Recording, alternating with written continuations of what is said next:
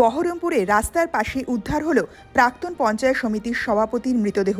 বহরমপুর পঞ্চায়েত সমিতির প্রাক্তন সভাপতি সুকুমার অধিকারীর দেহ উদ্ধার হয়েছে আজ। বহরমপুরের রানীবাগানে রাস্তার পাশেই পড়েছিল তার মৃতদেহ। স্থানীয় সূত্রে জানা গেছে, বেশ কিছুদিন থেকে মানসিক অবসাদে ভুগছিলেন তিনি। আজ সকালে মৃতদেহ উদ্ধার হয়েছে। পুলিশের প্রাথমিক অনুমান, তিনি আত্মহত্যা করে থাকতে পারেন। কী কারণে তার মৃত্যু হয়েছে তা খতিয়ে দেখছে পুলিশ। ময়না তদন্তের জন্য তার মৃতদেহ মুর্শিদাবাদ মেডিকেল কলেজ হাসপাতালে পাঠানো হয়েছে।